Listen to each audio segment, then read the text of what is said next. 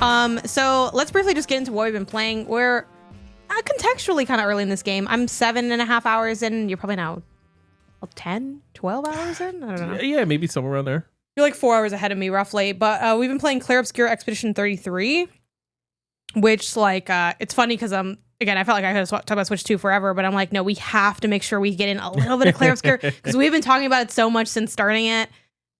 Isaiah, what is this game, and what are your initial, like, kind of thoughts on it? So this game is a very French-themed RPG, turn-based RPG with quick time / real time sort of elements to it. The story is a very, very high level. Is there's this creature that writes has like almost like a countdown clock kind of written on a distant mountain or something, and every year it counts down by one. She's called the Paintress. She writes a new number, and the people of that age die. Yeah. Thanos snap style. Yeah, they like just die. just dusted, right? You know, and it's this big thing culturally. The nearby continent, whatever, like can see the number in the distance. They kind of make it almost like a holiday for when the new number is going to get written, and people say their farewells and blah blah blah. Your Boothang, your ex-girlfriend, yes, gets Thanos snapped by the Paintress, and you are an expeditioner, so you are a part of the team of people who will try to go to the Paintress's island and defeat her to stop her from writing the numbers and presumably killing people. Yeah. None of it's really known in the beginning of the game, so it's impossible to spoil some things for sure. There's a little bit of an implication early on. I'm not gonna lie to you, I did not talk to everybody on that opening area. I'm like, I want to get to the game. Okay, so then you do know that there's like an implication that like the Paintress might also be kind of like in a way doomed to do this. Like there's kind of implication that she's not necessarily evil, but she is like the antagonist. Yeah. And it's like maybe I don't know why she has to do this. Like I'm not really sure about all that, and I don't think there's any lore answer yet, but she too is trapped by her own painting. I don't know, like whatever. Yeah, that's basically what it is. That's a pretty comprehensive setup. And structurally too, again, this is very early. When you get there, like your team gets sort of obliterated, and then some people get lost also. So it's kind of a classic. It's funny because a lot of RPGs, it's like you build your party. This is more like you're rebuilding your party. Yeah. Like your party didn't exist at one point, but it starts off with just you. Very early, you get the second member, and then the members go from there. And again, if you've seen key art, screenshots, it's like, oh, there's more than one. You have a party. That's not really a spoiler. And I'm early enough that I only have 3. I think you have a little bit of a bigger party than me. But yeah, I am. What are your thoughts on this game? I think we are very similar. We have the same thoughts. I think I'm a little hotter than you. Oh, really? I thought you were gonna say you're meaner than me. No. So I think the game is good. I know people have been praising it. If you look at the Metacritic, I think it was sitting at like a 92 or something. People, and there are tons of amazing things about the game. I love the culture, right? The sort of like very, as an American, it feels very Frenchy, which is kind of cool. You don't really see like French culture, French accents, French personalities. They do a lot with the clothing. Yeah, French, you don't really see that like in games a lot here, and so like, oh, that's actually very cool. But I think that people have been very highly praising this game, and I'm like, well, the game is good. What I'm playing and what I'm seeing, great. I'm interested to play now. I want us to play later when we're done recording and cleaning and I edit the podcast and everything like that. I am thinking about playing more of this game. Yes. However, there are still so many things about this game that, to me, I'm like, how is this close to 90?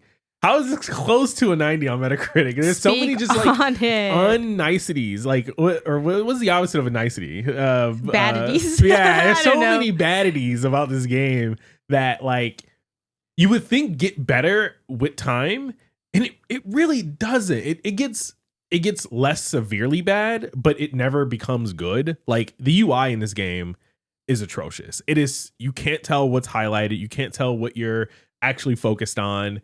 The telegraphing, the game uses a parry dodge system. Yeah, that is the core of the game. You have to be willing to, if you're like, I cannot stand dodging in a game or parrying, like throw the game away. Yeah. And the system is good, but I'm just being clear that like you need to be dodging or parrying in this game, or you like cannot play it. It is all it's based around dodging and parrying. Yes, it is turn-based kind of movement, but on your attacks, you have these kind of like quick time event button prompts to do additional things. And when an enemy attacks, you have a unprompted window to parry or dodge. Yes. And I think that in its own is fine if the UI was not so loud. It's very hard to see what is going on when an enemy is doing a move sometimes that you can't even like, there's no like prompt or signal for when you're in the window to parry or dodge. Yeah, you just kind of have to know it based on the animation. Not really a spoiler, but like later on in the game, they introduced a jump, which is like in lieu of dodging or parrying. They're like, some things can't be dodged or parried. You jump, which is a jump, just a dodge that you do in the air, but whatever. Dodge, it's a different button. Like you press X and then you can like counter with R2. That has a very like just like clear, like there's a flash. Like the thing is, I think that flash is really about like, oh, this is something that needs to be jumped. It's still not even about when to jump. Really? Yeah. Like the move that they're going to do is a jump dodge move. Okay. It is not like you see that and that's when you jump. I've been jumping when I see that. I mean, like, I don't know. The window might be, big enough that it kind of accounts for that. I would not count for that. I would be like, that's a great rule of thumb. We have to explore that then, I guess. Yeah. I'm not. And also, fun fact, I actually, when that happens, when it's like jump and then hit R2, I genuinely cannot tell if I take damage or not. Yeah. It's happening too fast. Yeah. But I think as far as for me, I don't really have the same beef as you in terms of the telegraphing. I think obviously, you know me, I'm bad at dodging and parrying, so I would love a big old flash animation. That would be great for me. But I'm not mad that it doesn't have it because I get that. So a key thing to mention here is that you can dodge or parry or jump out of the way of everything, which means on a technical level, you don't have to ever take damage in this game. If you're good enough at this game, you take no damage, which is like very unique to, I think, like a turn-based RPG. Normally, like no matter what, you're basically taking damage other than like luck. Like obviously, like in a game like the Atlas games, sometimes you get lucky in your character like auto, like, oh, it missed. And you're like, oh, great. Like maybe you have luck and speed enough, or you do a buff that's like a agility or something. There's ways that you can like not take damage, but every other game you take damage. Like that's part of what you have to do. And you don't have to do that in this game. And I think that's really cool and unique. I also think the way they manage your AP, which in most games that would just be called MP, which also, can we just call it MP? Why we got AP, MP? And I feel like half the games pick AP, half the games pick MP. Anyway, whatever. It's your mana, basically. It's what lets you do your moves that aren't just a basic attack. And the way that can recharge, like if you do a basic attack, you get one, but you can also like get one from like dodging or parrying. And there's other like abilities that might have additional like contextual ways to get more. Like for instance, like one of my characters, if she does a certain move, it automatically it costs 3 AP to do that move, but she gains 2 AP when she does the move. And like that's cool. And you can kind of play with that and like strategize in that way. And that's unique in that like I think so many other RPGs rely on sort of either maybe like amulets that can eventually like regain you like AP, MP, or just like consumables. Like when I'm playing like Persona 5 Royal or even Metaphor Fantagio, it's like you go until you kind of run so low on that you either consumable your way through it or you rest. And in this game, you don't actually ever have to rest. And that's again, if you're really good at the game, you can just like, I don't know, infinitely like run over the game, which I think is like really cool because it's sort of, it makes something incredible achievable, and it makes you want to be like, well, I want to be that good. I'm going to try really hard. And it makes the gameplay compelling. And this is also one of the few like turn-based RPGs where I genuinely feel like any fight I can be like fucked over. Like I can just like, I can fight a regular like 3 grunts, and like if I make the wrong move in the wrong order and I don't dodge right, like I could die to like a random group of enemies in the field. And that's never true in like any other RPG. Yeah, it'd be like if Caterpie is like a threat. You know what I mean? Yeah, like everything really is a threat. Oh, damn. But all not in a way where it's like, oh my God, it's like so hard, but in Yeah. a way that's like kind of refreshingly challenging. Yeah. You need to be aware and alert and like almost intentional with everything you do. Because if you slip up, the game will punish you. Yeah. Which is refreshing. You know what I mean? Like that is nice. There are a lot of great systems in this game. I think just the combat's really good. Combat's really good. Everything else is not. The usability as usability is, I think, where the game really falls apart in a lot of ways. And everything, I think, does just come back to usability from, like I said, the UI and like knowing what's in focus, or some things get button prompts, some things don't. But like everything's loud and noisy on screen, so it's even hard to just see what's going on in order to react to something that sort of was illuminatory for me was the realization that when you go into combat, the set that you are fighting on is pretty much identical to the set that you were traversing on. And I think with that sameness comes that a little bit of that lack of clarity. I think there's a reason why when you go into a battle in Pokemon, suddenly like the stage is kind of different, or even like Metaphor, the stage is kind of different. It is kind of like, I think in focus, like that term you use, the idea of in focus is a really good one, because it is kind of like everything is in focus so that like nothing is in focus. I think they're all, and I wouldn't like say makes the game like worse inherently, but there are times where like I showed you like a clip that I took last night where the way the camera like panned around, I like literally could not see like an enemy attacking me. Yeah. Like I just kind of had to guess what it would be. I also think another thing that I personally don't like about the game is, and this is like definitely like a design choice, is there is no way to scan or like have in the menus like an enemy's weakness. It's just like you have to just like remember it, and I don't like that. I don't think it introduces like an interesting degree of friction into the game. I think it's just kind of inconvenient, and I think it's a way to sort of like falsely lean into the like the game is inherently is genuinely challenging in ways that I think are good and make sense. I think the memorization point is like a fake layer of intrigue. It's like, I guess you didn't want to tell me like the answer because then maybe you think it'd be too easy, but like, I don't know, what do you want me to write down on a napkin? Like, I don't know. I'm kind of like, I'm still a bit miffed on that aspect, but I think the real lead that we're kind of bearing in our like biggest criticisms of the game, because for me, it's not just the menus being weird when you go to like the pause or the touchpad menu on PS5 or whatever. The number one thing where I'm like, this is like really grating on me for this game is exploring in the world. Oh yeah. Because like the menu, I can kind of live with like, you know what? When I go to abilities, it's like a little chunky. I could totally live with that. That happens in a lot of RPGs. I don't think it makes it excusable, but it is kind of like I don't know, like what is that deep? The exploration for me is that deep. I don't know where I am in this game. I don't know where to go. I don't know what's critical path. I don't know how to explore and find. And there's stuff off the beaten path too, like optional bosses or like cool items and cool things. And like it all looks identical to me. I think the environmental design is so samey that I never know where I am. When I get out of battle, I'm like completely disoriented. I don't know what direction is what. There's no mini map. There's no map in the structure of the game is like an overworld and like kind of like little worlds, basically. When you go into like, and the little worlds are actually where the game happens mostly. Like the overworld is just kind of like, there's some enemies, but it doesn't seem like it's really like a lot to do with like the main game. When you go into those areas, there's literally no map. There's no map when you pause. There's no map on the touchpad. There's nothing. The only thing you have in this game is a compass that says northeast, southwest, which is what does pointless. that mean to me? It doesn't have any information.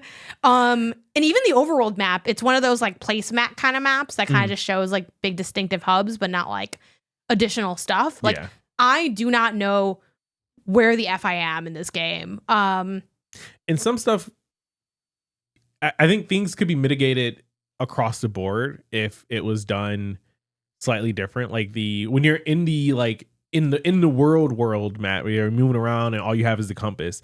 If it was like, oh, generally the level is built so that north is always the way to go. Cool. Then sure, give me a compass and I can know that if I'm veering left or right or east or west or whatever, I'm going down the beaten path and I'll circle back and then go north. Fine.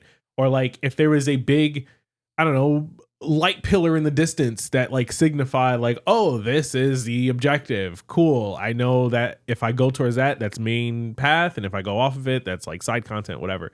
But there's none of that. It's just corridors after corridors, and the corridors go all types of which way. And one of those ways is a critical path. A lot of them loop together. Yeah. So then I'm like, I don't know. I'm like, well, you can't get lost because of that, but you can get lost because of that. It's like, it's weird. Like you can never, like if you go down every path, you'll eventually find the right one. Yes. But that is like the worst type of exploration.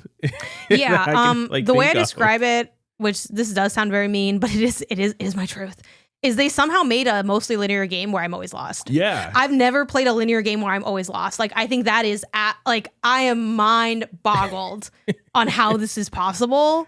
Yeah. Yeah. So that it's funny because like I am really enjoying the game. Again, I think the combat's really great. It does this. There aren't like I've been trying to figure out how to describe this properly, and I haven't figured it out yet. So I'm not going to figure it out here. But basically, with me in games, I play so many games.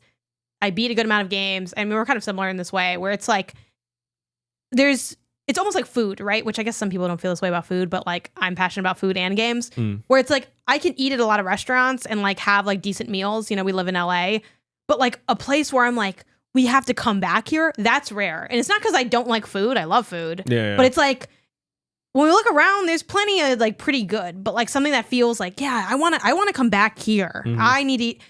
That's rare for me in games because not a lot of games I think grab me in that way. Even games that I think that I like and are good.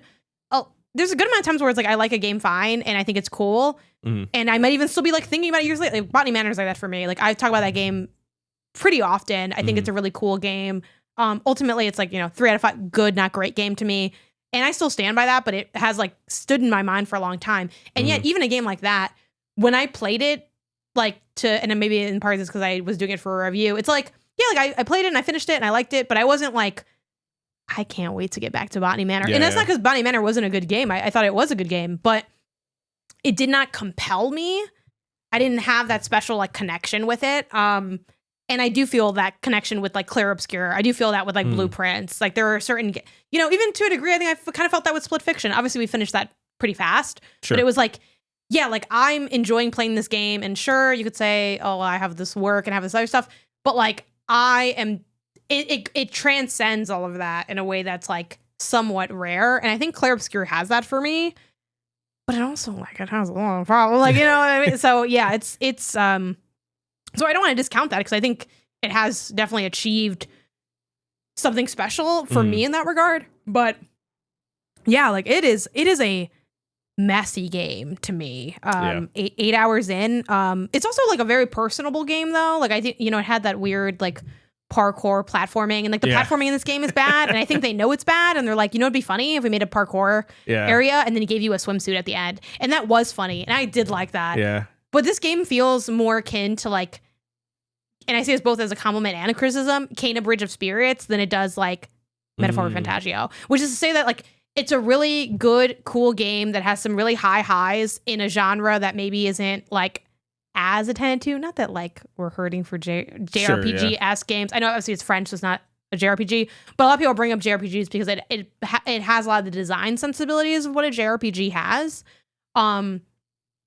So yeah, because it's like games like Kena, games like in that ilk, it's like, okay, it does like some things really good, but it's also kind of like limited and has like very distinct flaws. And that's how I feel about Clair Obscur. Like it is a really cool game with really incredible combat, but like, holy cow, is exploring this game like kind of hell. And then also even some of the systems are like kind of unnecessarily confusing. Where like I kind of read through some tutorials and I'm like, Isaiah, what are they actually trying to tell me in this? And you're like, it's just upgrade this thing. I'm like, okay, cool. Which when you get there, please let me know. There's a character that kind of joins your party, and when they first join your party, there's a little prompt that shows up that's like, oh, do you want to do the every character has kind of like their own unique mechanics to them, right? Like the main cover guy, his whole thing is like building up a charge to do like a big move. And then like the very first Loon, the next character you get kind of like has these like elements that she sort of conjures with her moves, and then she can like spend these elements to like do more powerful things or whatever. So everyone has like a unique mechanic to them. And I just got a new character who they give you this little prompt that's like, oh, hey, do you want to do so-and-so's tutorial? This will never be offered again. And because the UI is so bad, I accidentally hit, no, I don't want to do the tutorial. And so I don't even really know how her powers work. Like, I'm trying to learn through trial and error, but it's like, well, it'd be really great if you just give me a secondary. Are you sure you want to skip the tutorial? There was none of that. You hit no. Or just a way to do that in the menu. Or a way to just do that later on. It's a video game. Why can I not just launch into the tutorial after this? Is where, fact? And you know, I pride myself in being a critic that both giveth and taketh away kind of thing. Again, I drag Rebirth a lot, but Rebirth does have some things that are good, which I have spoken on before. And like one of the things that I really like in Rebirth is, as much as I hate Chadley as a person and as a robot, I don't, he's kind of both, I guess. The battle simulator was great for that because it just had those tutorials ready to go for the characters. Yep. I will say too, another thing that not that Final Fantasy VII is the only game to have done this. It's just the game that I know it for.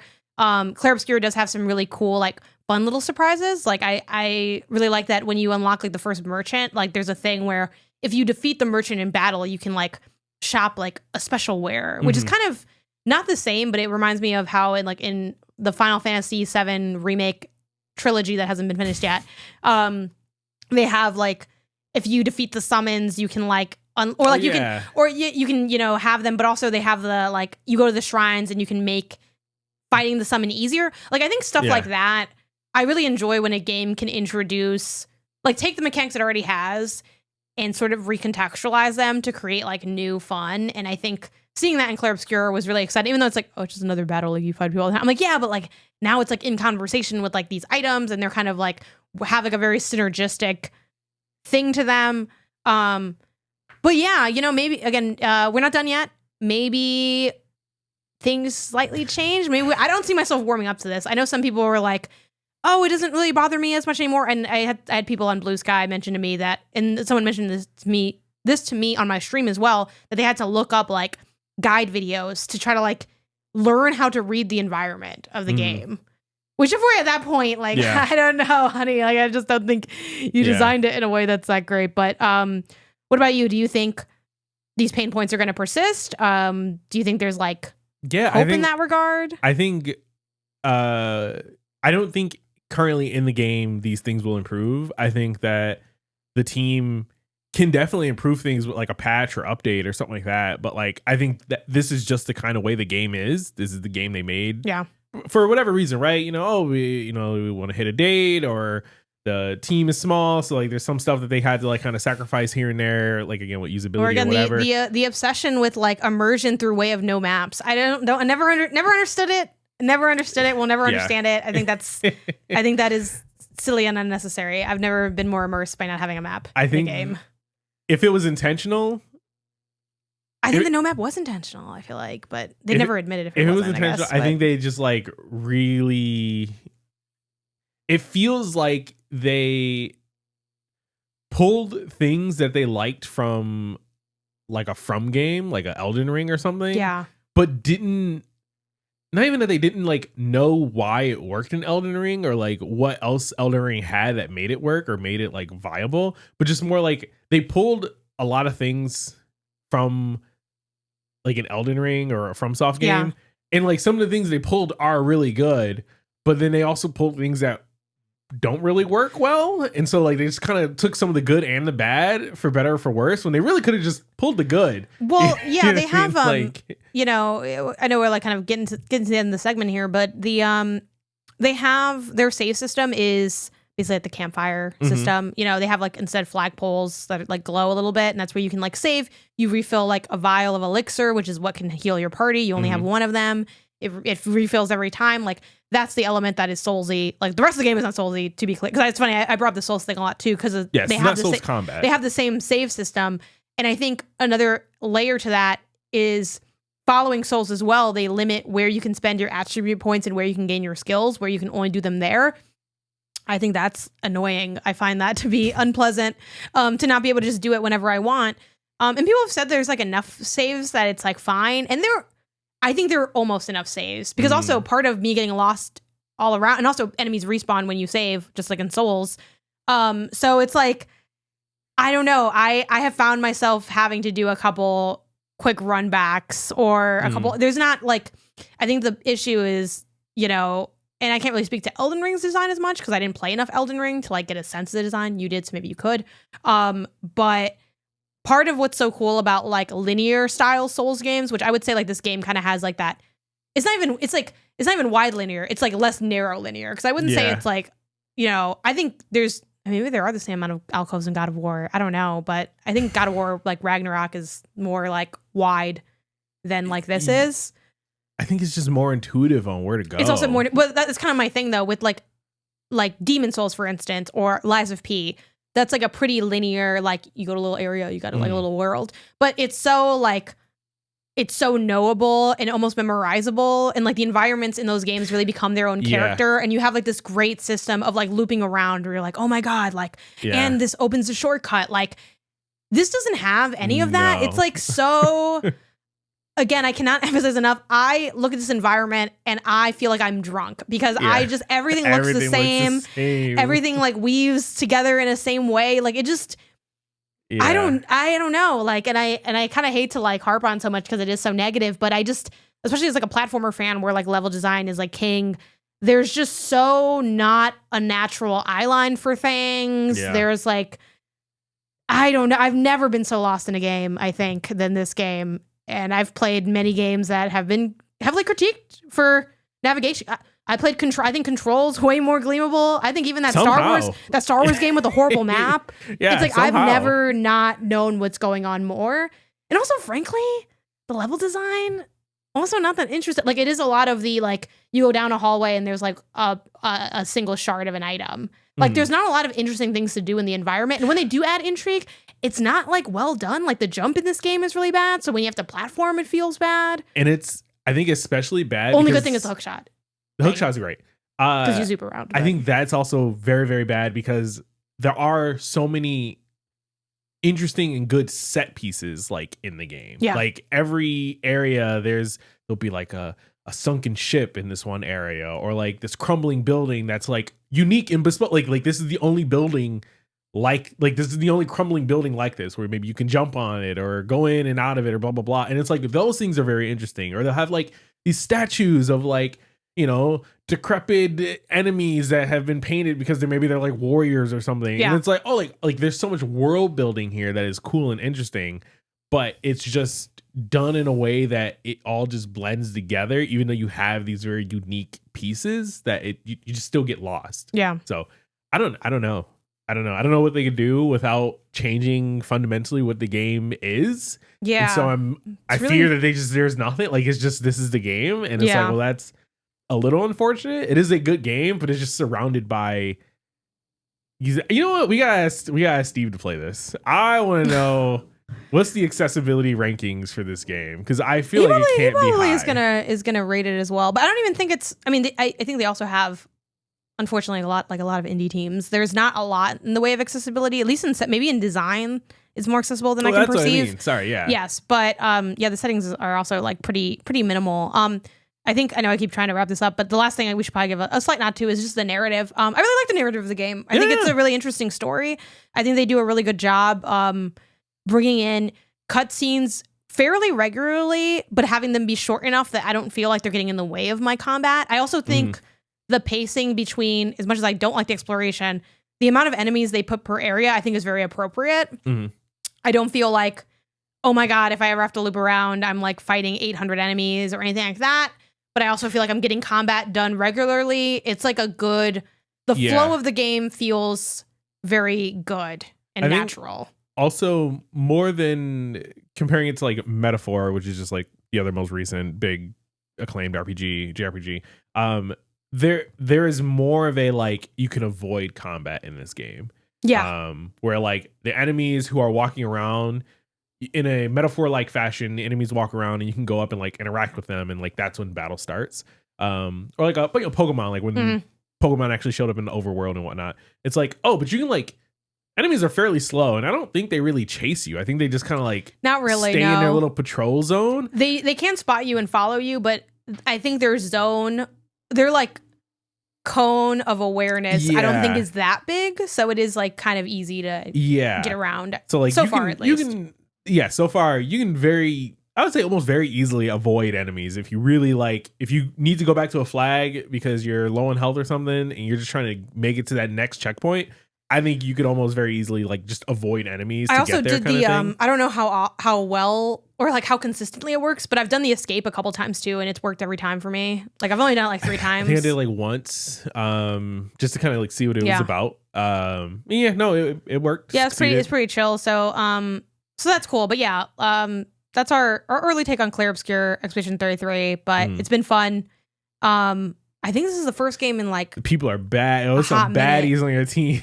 Oh yeah, everyone's hot in this game. The main guy looks like Robert Pattinson, and chiseled and sexy and weird. And I appreciate that also the kid is normal. Like they didn't make the kid weird. Yeah. There's no like the weirdly like sexualized. Kid, yes, like even the fact that like there's a part after the parkour thing, you get some swimsuits for the cast. You don't get a swimsuit for the kid, even like at all, which I think is cool. Not that like having a swimsuit for the kid is inherently sexual, because I don't think it is. Yeah. But I think the fact that they like don't have her in a swimsuit is kind of like cool, you know? Yeah. Like, I think canonically she's like what, 16, 17? Something like that, yeah. Yeah, she's definitely a minor, but she's not like 12. You know, she's like old enough that she's, you know, fighting in the expedition or whatever, but young enough that she doesn't need to be in the expedition. It's like, no, you got like 15 years left. She's like, she said I don't want these tough ass years. So she might be actually close to like 18 or something like that. She might be. I don't know. I forget. She did say her age. Like her age is known. I just kind of forgot how old she is. But she doesn't need to be doing this expedition with these old people. Yes. Yes. Yeah, but there's some really nice like writing in the game. Like there's a funny line where like the main guy, I think his name's Gustav, right? Yeah. He's like talking to her, and she's like, "Oh yeah, like you're an old man." He's like, "There was a time where 33 was young," and I'm just like, I thought that was really funny. Like, okay. Yeah. Anyway, yeah. So weird. A mixed bag, but like I'm focusing on enjoying the parts that I like to eat, and I'm just trying to move the other parts to the side. Is basically kind of how I am. This is the trail mix of games where I'm like, I really hate these raisins, but like, oh, I love the almonds and the M&Ms or whatever, I guess. I would say it's more like it's like, but also you have to eat some of the raisins to it's like eating chips in bed. It's like it's enjoyable. I enjoy doing it. But there's just so much like chore and menial task to doing it after, like either associated with it, where it's like you're gonna get crumbs in bed and you have to clean the crumbs, but you're gonna enjoy the chips while you're eating them. Like it's like I'm enjoying the combat. I like getting the story. Or what's I'm just that not mix? Enjoying the things in between the combat and the story. What's the mix of chips that includes sun chips? Because I was always like, fuck these sun chips, man. Like what? Hold on, what munchies? It's like kind of giving munchies, but like if they had one thing in it that you also hated though, because I know some people are like, and I agree, the sun chips, they get more of a bad rap than they need to, but yeah, we'll think of the perfect metaphor for this game as we progress. Yeah, I'm sure we'll talk about it again. Again, good game. It's like the sun chips if they were really stale, maybe, perhaps. I don't know. There's something there that's unsavory. But yeah, we'll keep chipping away at Clair Obscur Expedition 33. The only game that has pulled us away from blueprints successfully. Yeah. Which granted was like 2 weeks, man. But hey, I don't make the release calendar. These are just when the games came out. So yeah.